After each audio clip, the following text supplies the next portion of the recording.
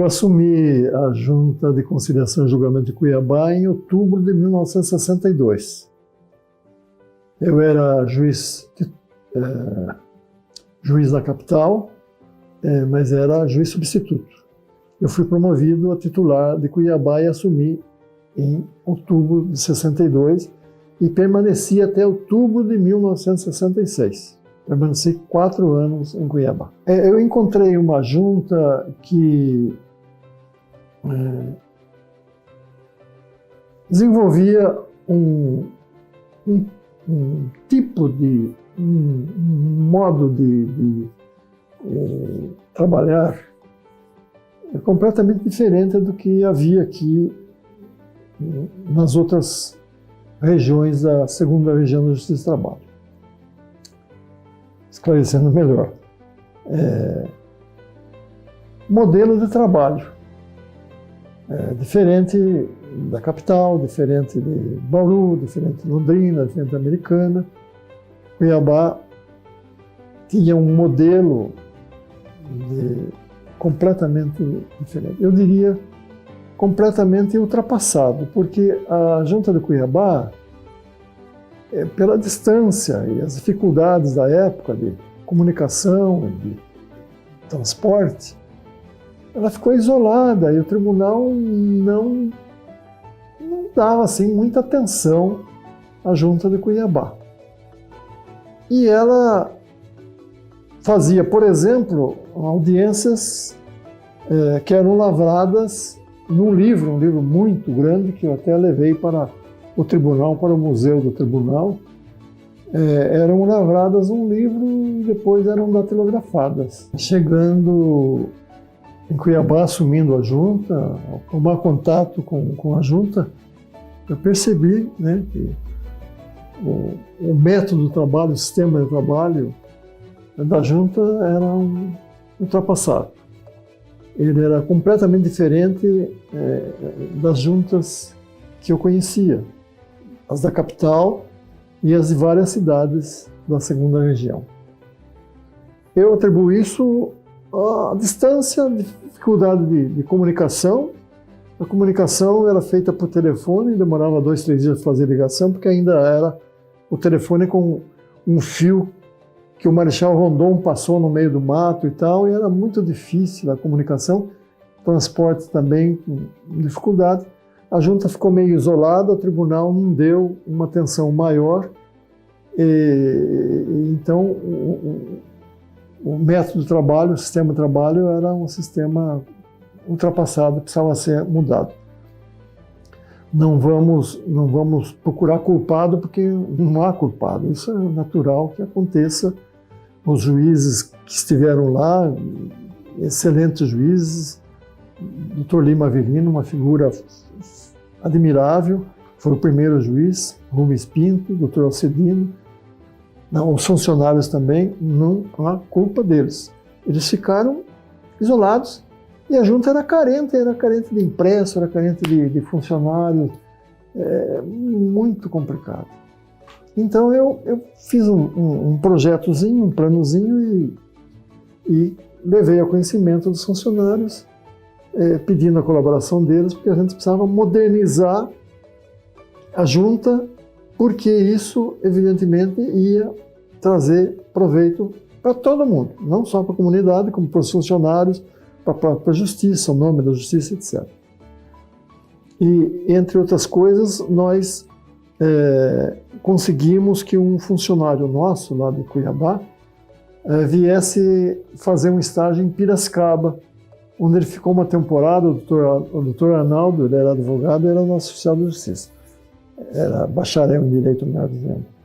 O Arnaldo Borges, ele veio e ficou em Piracicaba fazendo estágio, entrando em contato com um modelo mais moderno de administrar as coisas da junta, não é? E levou para lá essa experiência e nós mudamos muita coisa. E a junta passou a trabalhar, então, como as demais juntas da segunda região. Quer dizer, nós atualizamos aquele sistema de trabalho da junta. E Nós não tínhamos dificuldade na junta, a não ser pela instalação. A junta estava muito mal instalada, ela estava na rua Cândido Rondon, se não me engano, número 802, alguma coisa assim. Não era uma instalação muito boa, depois nós conseguimos uma instalação melhor, né? Na mesma Cândido Rondon, ela foi para Duque de Caxias, depois novamente na Cândido Rondon, onde nós fizemos lá uma instalação mais condigna, né? De acordo com o merecimento da justiça. Mas um movimento muito pequeno, né, da junta, um número de processos pequeno em relação a outras juntas, né? E tocamos, tivemos um período lá de atuação, modernizando a junta e procurando fazer com que a Justiça do Trabalho tivesse lá um conceito bom, que ela fosse conhecida como um órgão jurisdicional atuante, bom, que atendia às necessidades de Cuiabá e daquela imensidão territorial que estava sob a jurisdição da Junta de Cuiabá. Eu acho que o juiz de Cuiabá era o juiz no mundo que tinha maior área geográfica sob sua jurisdição. Mas, apesar disso, o movimento era pequeno. Aumentava o movimento quando havia a vinda dos seringueiros, né, para a cidade. Quando as pensões ficavam abarrotadas de gente, o número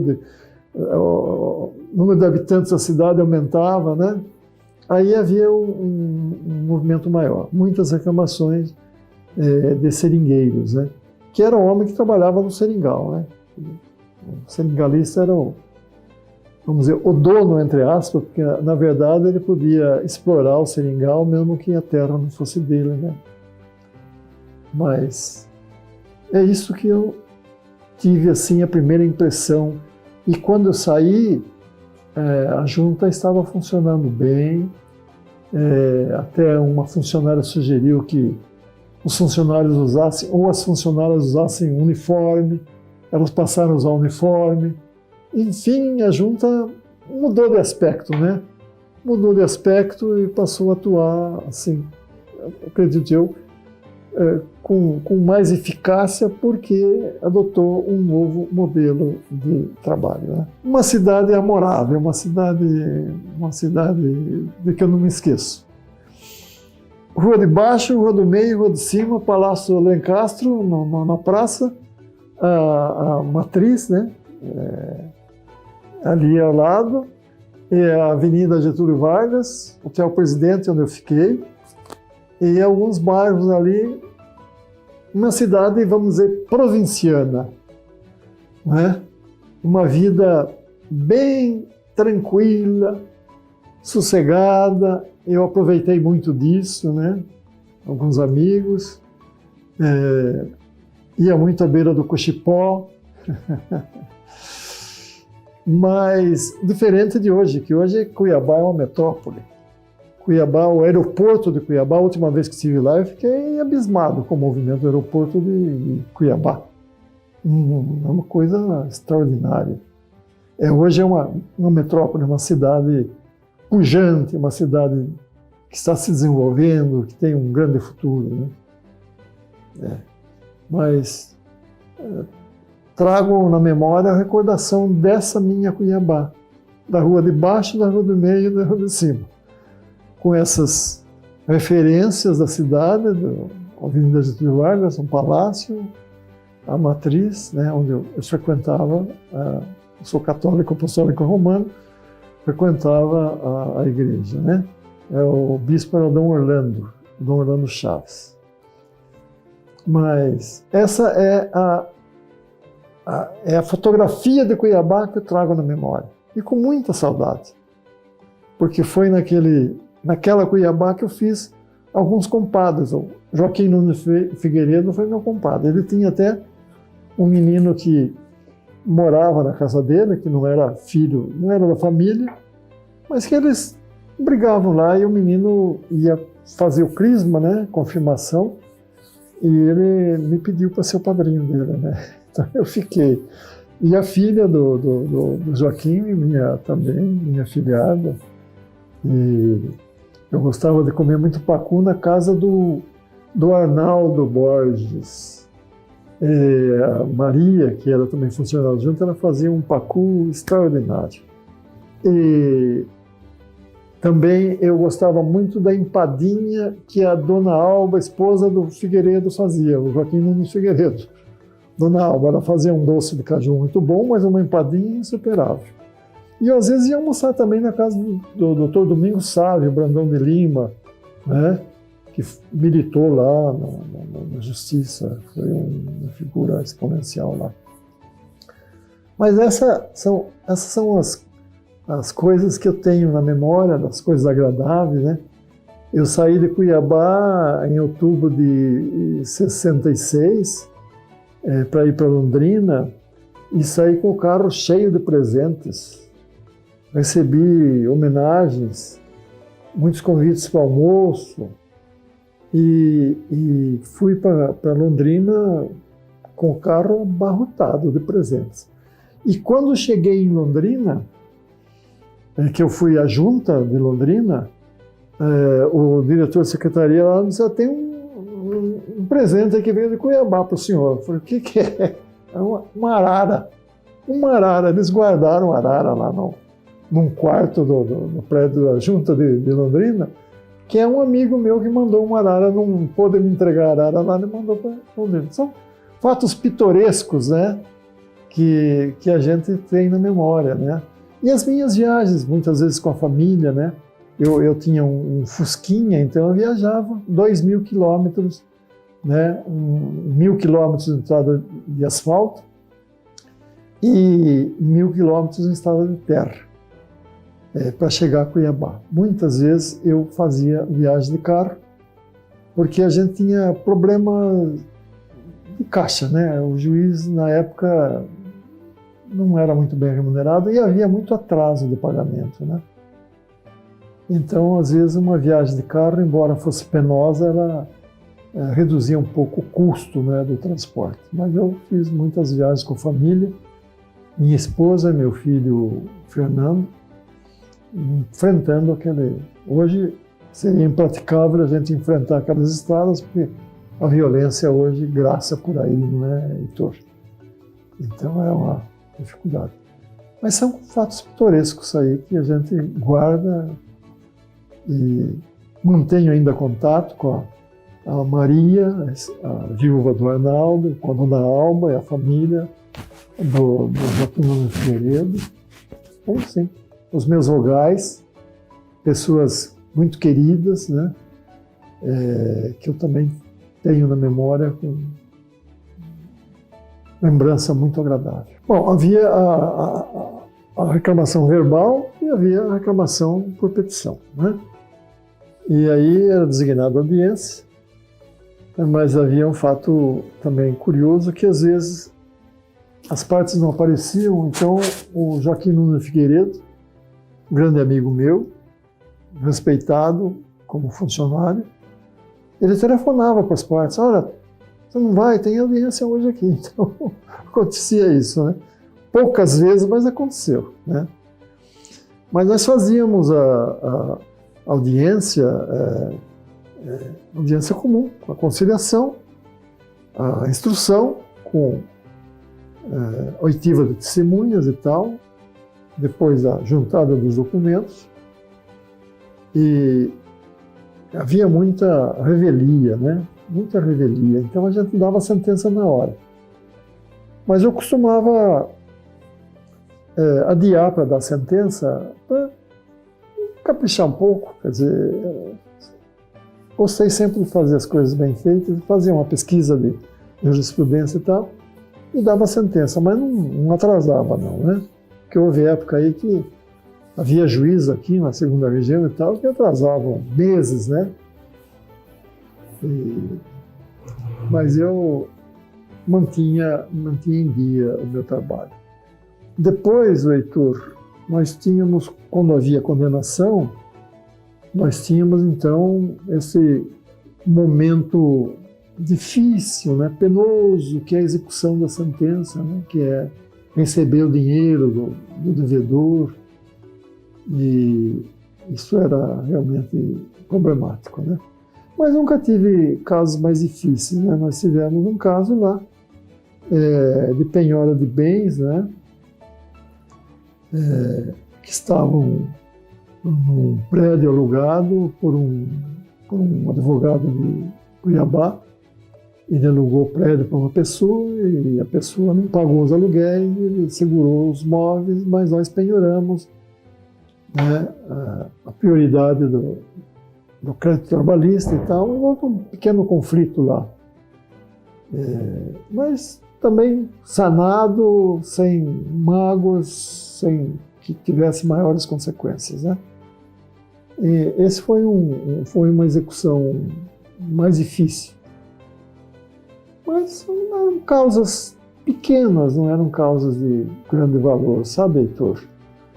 Alguns casos de empregada doméstica, seringueiros, em determinadas épocas do ano havia muitos. Nós também não tivemos, não. Agora, depois, eu não sei lá, mas por aqui a execução se tornou um transtorno muito grande. Tanto é que se procuraram novas vias para conseguir executar a sentença, né? Essa penhora online, né? É uma delas, né? Isso, exatamente. E outras, é um momento difícil do processo, seria a fase de execução, hoje se chama processo de execução, né? Mas mas não tive grandes problemas lá em Cuiabá, não, sabe? Não tive. Nós tínhamos, em média, 120 processos, né?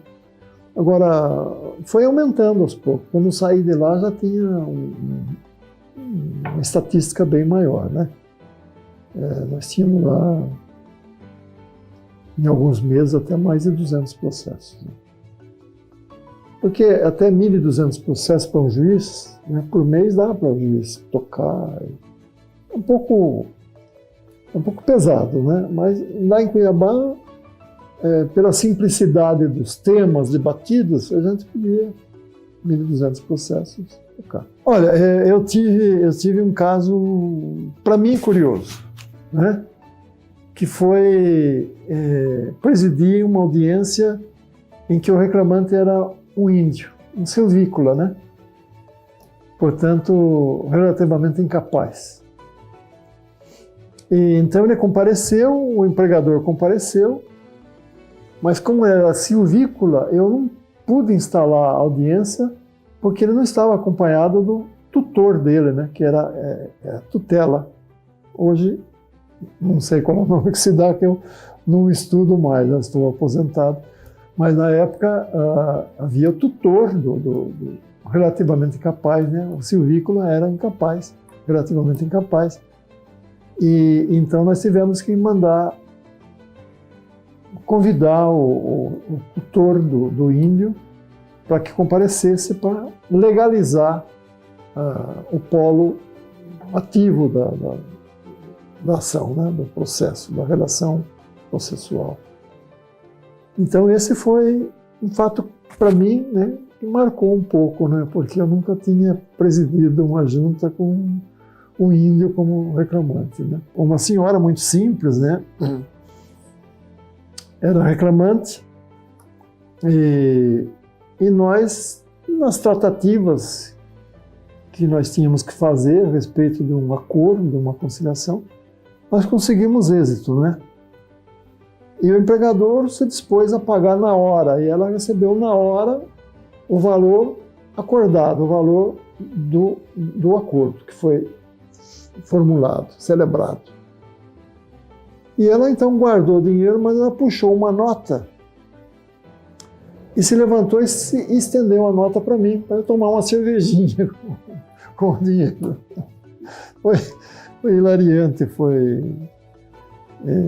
aí eu expliquei para ela, né, que ela não precisava pagar, não devia até, né, e pedi para um dos vogais acompanhá-la e explicar, né, aquele ato, né, para ela no futuro, não, porque pode aparecer um juiz lá que que resolva tomar uma medida diferente, né? Eu procurei compreender, claro, uma pessoa simples, né? E foi na frente dos vogais, na frente dos advogados, ainda havia na sala lá pessoas sentadas lá, advogados esperando audiência, né? Mas aconteceu esse caso, né? Muito, muito curioso. O diretor de secretaria era Joaquim Nunes Figueiredo. O oficial de justiça era o Arnaldo Borges. Depois nós tínhamos a Maria, tínhamos o Astor, tínhamos a Norma e tínhamos uma senhora que ficou pouco tempo lá e eu não me lembro o nome dela, sabe? Esse era o quadro, nós não tínhamos ninguém mais. Quer dizer, esse quadro fazia tudo, às vezes até limpeza. Houve época que houve funcionário que teve que fazer limpeza, né, porque a situação era uma junta distante, né, carente, mas é um quadro pequeno que fazia tudo. E até nós dávamos conta, né?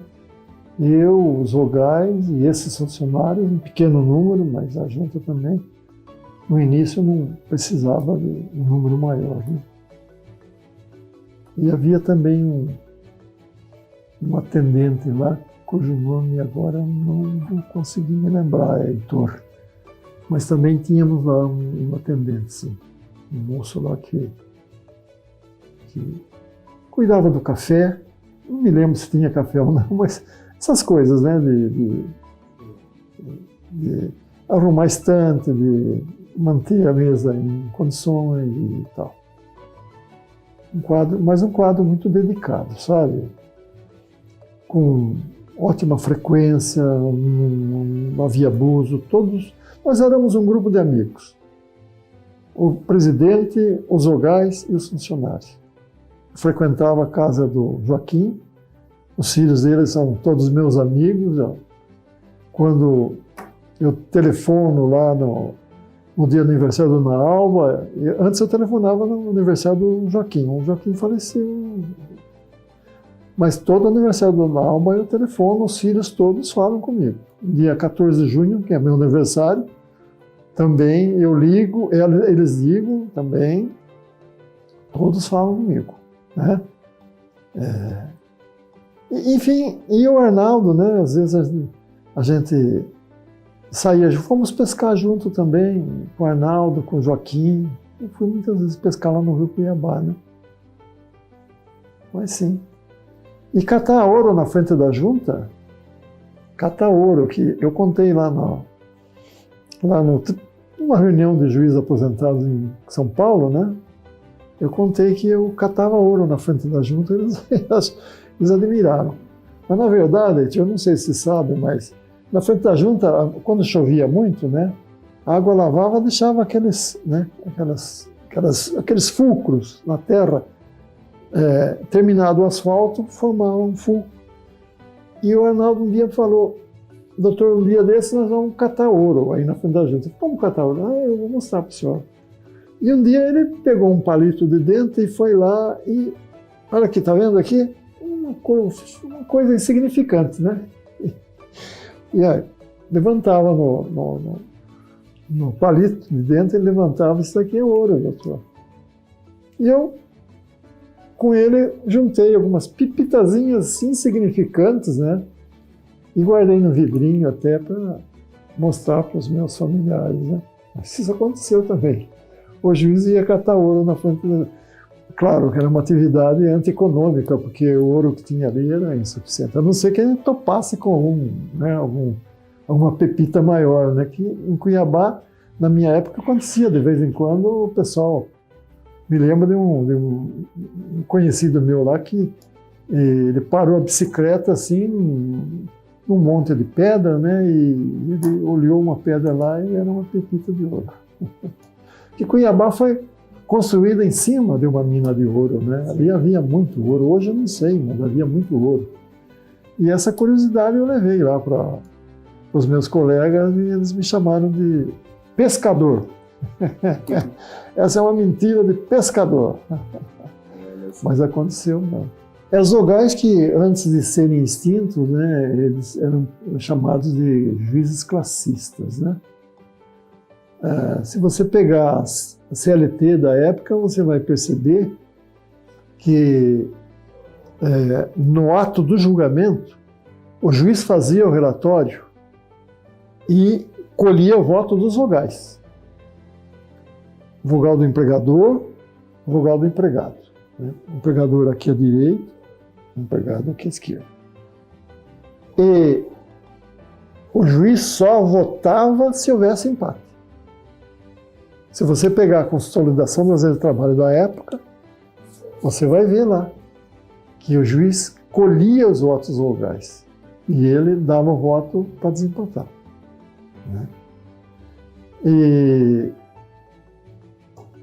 houve a extinção, houve uma barulheira danada, houve um movimento muito grande para extinguir, né? O que o senhor acha desse movimento? Eu, permita-me, não vou expender a minha opinião. É o problema da participação, né? Quer dizer, se você partir do princípio de que é uma justiça paritária, né? Era uma justiça paritária, é participação. Participação dos interessados, né? Participação do segmento dos empregadores, participação do segmento dos empregados, através dos juízes classistas, e a participação oficial da União, né? Do poder público. Só tenho notícia que ela teve um grande desenvolvimento, né? Varas, etc. E tenho conhecimento através de julgados do Tribunal de Cuiabá. Alguns são publicados, muito bem lançados, né? Que demonstra a preocupação do julgador, do juiz, em dar uma prestação jurisdicional de boa qualidade.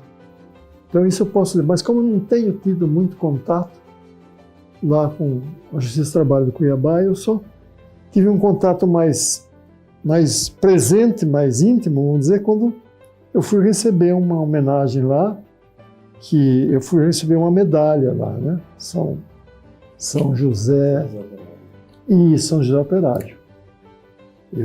Aí eu tive contato com o Caputo e o Luiz. Tinha um juiz que até veio para Campinas uma vez, Simeone, também. Tive contato com todos eles, mas eu me lembro bem desses dois, né? Várias vezes. Não só nesse dia que eu fui lá receber essa medalha, que me honrou muito, hoje faz parte do meu currículo, que não é um currículo muito rico, mas que é um currículo que tem essa medalha que valoriza um pouco o meu currículo, né? Um pouco não, valoriza bastante, porque é de um tribunal. Mas eu estive várias vezes lá em Cuiabá. Fui a passeio e fui nessa ocasião. Não fui negócio, não tinha negócio nenhum lá, mas eu fui várias vezes a Cuiabá. Sim. Agora faz tempo que eu não vou e estou programando para ir. Quero fazer uma visita para a Dona Alba e a família, quero fazer uma visita para a Maria e a família, que elas ficaram viúvas de amigos meus, né? Joaquim e o Arnaldo eram amigos meus. Eram amigos muito queridos. Eu sou sentimental. Eu recebi aquela festa das bodas de prata que eu festejei em Cuiabá, foi o Vieira lá, né? O Vieira, coproprietário do Hotel Presidente, né? O José Vieira. E ele e a esposa prepararam. Isso me toca muito, né? Eu não me esqueço nunca dessas coisas. Sou muito grato. E sou grato a Deus também por me colocar no meio de gente assim, né? Gente boa, simples, muito simples, mas simples como eu sou, né? Como eu procuro ser e acredito que sou. Depois de Cuiabá, eu fui presidente da Junta de Londrina. Uma junta só em Londrina. Uma excelente junta. E depois eu fui presidente da Junta de Bauru, onde eu permaneci. Em Londrina permaneci 1 ano, em Bauru permaneci quase 8 anos. Depois de Bauru eu fui instalar a 30ª Junta de São Paulo capital. Instalei, permaneci um pouco de tempo e me transferi para a Americana, que era a junta que eu almejava, que é a junta que estava mais próxima das cidades dos meus pais, dos meus sogros, dos meus parentes. Eu queria Americana. Eu fui e me aposentei em Americana. Bom, depois que me aposentei da Justiça do Trabalho, eu fui diretor-geral da Câmara de Vereadores de São Paulo, capital. Era presidente o vereador Roberto Cardoso Alves. E quando terminou o mandato do Roberto, que ele foi eleito de vereador, passou a ser deputado federal, eu me desliguei. Eu não queria saber de ser funcionário da Câmara, apesar dos amigos que eu tinha lá, mas eu tinha outros projetos. E militei na Comissão de Justiça e Paz de Campinas, a convite do arcebispo Dom Gilberto Pereira Lopes. E também depois eu fui convidado pelo governador Montoro, como outros democratas cristãos. Eu era democrata cristão. Quando o Montoro foi eleito, ele convidou os companheiros para participarem do governo dele, para ajudar, né? Ele tinha que ter alguns elementos conhecidos e tal. E eu fiquei durante os 4 anos do governo do Montoro, eu fiquei como diretor da Caixa Econômica do Estado de São Paulo. Hoje é o nosso banco que está sendo incorporado, nosso banco, nossa Caixa, que está sendo incorporado pelo Banco do Brasil, né? Bom, depois eu fui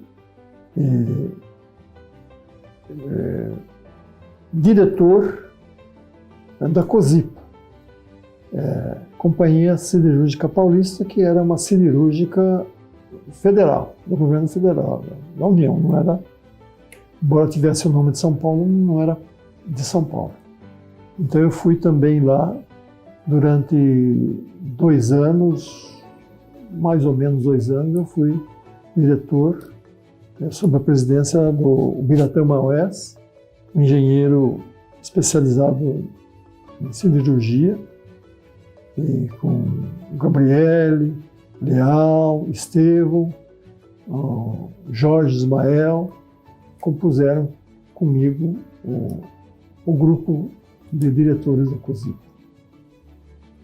Depois da COSIPA eu voltei a advogar e encerrei minha vida como advogado.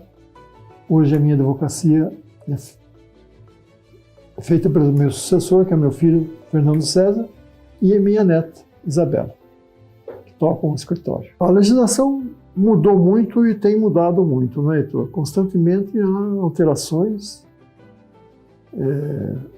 substanciais, né? Mudando muita coisa. O grande problema da Justiça do Trabalho é o excesso de processos, né? A Justiça, de um modo geral, ela não está aparelhada para uma prestação jurisdicional célere, né? A nossa Justiça do Trabalho parece-me que entre os vários segmentos da Justiça, a Justiça Estadual, a Justiça Federal e tal, parece-me que a Justiça do Trabalho é aquela que desenvolve uma atividade mais adequada às necessidades da população no que diz respeito à celeridade, apesar de que nós sabemos de excesso de trabalho de juiz, né? Muitos juízes que levam o processo para casa, passa feriado trabalhando, sábado trabalhando, fim de semana sacrificando-se. Mas hoje já diminuiu um pouco, não é, Heitor? E ela tende, aos poucos, a acabar com isso, porque aí vem a informática, né? Vem aí a conquista da ciência e da técnica, né? Que vai nos proporcionar uma celeridade maior nos processos trabalhistas. O processo de execução, que sofreu alterações, a meu ver, mais significativas, porque essa penhora online, por exemplo, foi um acontecimento marcante na história da Justiça do Trabalho, porque ela possibilitou que reduzisse muito o número de sentenças que não foram executadas, né? Cuja execução não prosperaram porque não havia bens à penhora e essa coisa toda. Então, eu acho que é aí. Mas, e não parou aí, há outros procedimentos que se anunciam por aí, não é? E que vão fazer com que a justiça tenha uma maior celeridade e no processo de execução ainda maior eficácia, que realmente a sentença seja cumprida e tenha valor realmente, né? Que não fique aí uma sentença inexequível, né? Eu penso, aplaudo, isso vai ser ótimo, vai ser ótimo. Aí precisamos cuidar muito desse direito que a parte tem, a defesa, né? Direito de defesa. Devido ao processo legal. Mas eu acho, a experiência que eu tenho aqui de Campinas, na área da Justiça Federal, eu acho que é um avanço muito grande. Eu acho que vai ser muito bom. E nós temos que caminhar para isso. A justiça não pode ficar aí de braços cruzados na expectativa de que as coisas melhorem sem se fazer nada. Não. E já se está fazendo muita coisa, felizmente, né? Eu aplaudo a avaliação positiva. Veio uma boa hora, é um órgão importante, é um órgão que dá maior transparência à justiça, é um órgão que corrigiu muitos erros, é um órgão que fiscaliza em boa parte a atividade jurisdicional, cuida da administração da justiça de um modo geral, é um órgão importante e merece os meus aplausos. A Constituição também me parece muito boa, aí participação de vários segmentos da sociedade, não só da área judicial, de sorte que aplaudo de pé esse conselho. A gente teve pouquíssimos casos, né, que era aquela história de o trabalhador ter que consumir os gêneros no armazém do chamado patrão, o empregador, né? E com resultados bastante tristes para o trabalhador, porque ele ficava sempre devendo, né? E ele não podia se desligar do emprego porque ele era um devedor do empregador. Eu não tenho, assim, de memória, não tenho número, mas não eram muitos que apareceram na junta, porque o movimento da junta era muito pequeno, né? Um movimento muito pequeno. Mas eu me lembro, sim, que eu tive casos assim, de o trabalhador ficar preso na fazenda, né? Sempre devendo, por mais que ele trabalhasse, ele ficava devendo para o empregador, que era através do armazém. O armazém era um instrumento de escravidão do trabalhador. Eu acrescentaria, Heitor, somente os juízes que me antecederam na junta de Cuiabá. O Dr. Lima Avelino, o Dr. Rubens Pinto de Arruda, o Dr. Alcedino Pedroso. Eles que me antecederam na junta do Cuiabá e aos quais eu rendo a minha homenagem. Alguns desaparecidos, eu não tenho tido notícias de nenhum deles, mas figuras que prestaram um relevante serviço ao Poder Judiciário na área trabalhista.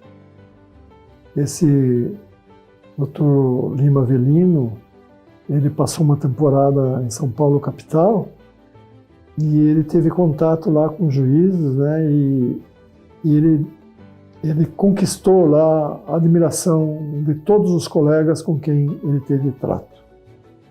Eu ainda, não faz muitos meses, talvez uns 10, 12 meses, um ano, eu estive num almoço com o Dr. Rubens Ferrari, que foi juiz, que está aposentado.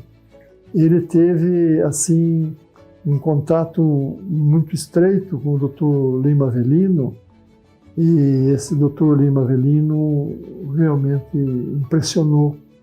Ele me disse que ele impressionou. Era um homem culto, um homem afável, um homem extraordinário, uma figura de juiz admirável, né? É isto, meu caro Heitor, que eu teria a dizer, ainda os meus funcionários, né?